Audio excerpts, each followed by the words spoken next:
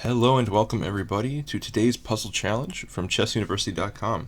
Hope everyone's having a good week. This is Ryan Murphy again, and since we've already had 3 puzzle challenges this week, this being our 4th, we've moved up to the intermediate difficulty category, which will be intended mostly for players, let's say, under 1500. So you can see the position on your screen. It's black to play and win material, and this comes from the game Guerrero Rodriguez against Teo Chavez, which was played in FINA earlier this year. So, as I said, it's black to play. Try to find the best move. You can comment on YouTube, or if you want reward points for chessuniversity.com, you can go to the website. There will be a link in the description for that. But let's quickly, as we usually do, go back to the beginning of this game and see how we got here. This game began as a Scandinavian, affectionately known by the internet community as the Scandi. So e4, d5, takes, knight c3. This is like the main line, though knight f3 is also playable and decent for white. Black goes queen d8, which is actually a pretty sort of a recent trend that this move's been kind of popular. Most people know that the main move used to be, or maybe still even is, queen a5, keeping the queen out.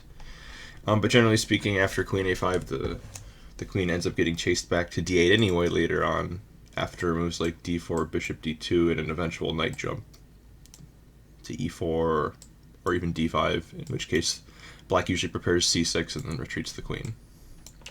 Okay, so queen d8, just getting out of the way. Black's usually going to try to set up with knight f6, and then like bishop f5, e6. And there's also lines where in some positions a6, b5, c5 makes sense for black. So anyway, d4, g6 to fianchetto the bishop, trying to put long-term pressure on this pawn.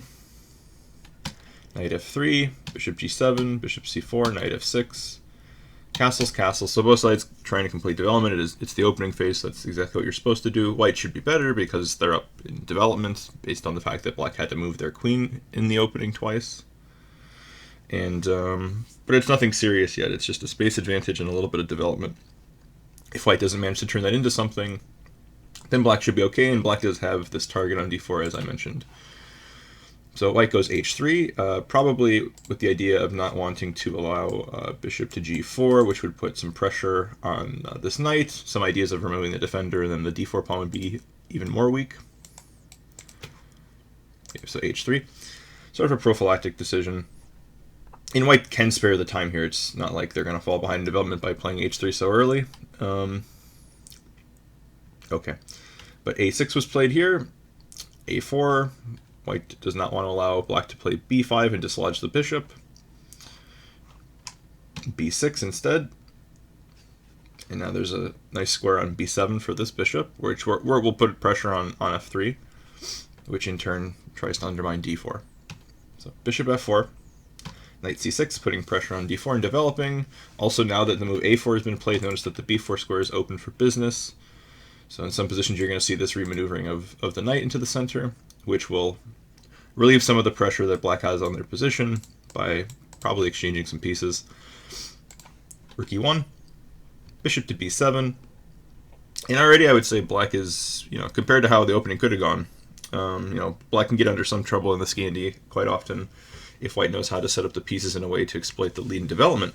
Here, it doesn't look too bad for black. Black's a little bit low on space, I guess you could say, but other than that, the rest of the pieces are kind of working. I mean, black has a double fianchetto, their king seems relatively safe, so it could be worse. Queen d2, knight to b4, bishop to e2. Not really too sure about this. I mean, I know it covers f3, probably white was concerned about bishop takes f3, but I mean, the clear question here is why not knight e5, because this is sort of a positional threat. Bishop takes f3, which would ruin the structure, weaken the pawn, but this seems like the sort of most intuitive way to respond to that by activating the knight and just getting out of the way of the bishop. Yeah, this knight's just very annoying here. It's hard to remove. So this feels like a natural way for white to play, but they went bishop e2, retreating the bishop. Now black played the move e6, and now there's a very good square on d5 for a knight. And I think now black's doing pretty well. So rook a d1, knight b to d5. Yeah, here are a couple options that are possible for white. White could trade on d5, Knight takes d5. And I think the problem here, potentially, is if bishop takes d5, or even knight takes d5, at some point, black has to watch out for c4 coming with tempo, and then a potential d5 move. So that could be tricky. So yeah, maybe knight takes d5 was good, because I should mention that if pawn takes, then the bishop on b7 would be less than ideal, blocked in by the pawn. So maybe that was an interesting moment to try knight takes d5. Instead, though, this is where we're going to see our tactic getting set up.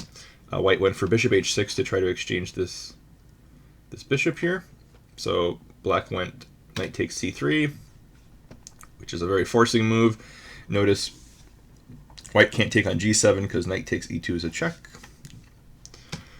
B takes c3, knight e4 with tempo, and now queen e3 leads us to our starting position, where we had at the beginning of the video. So you guys want, I'm going to leave it here. This is our puzzle challenge for the day. It's black to play once again and win material.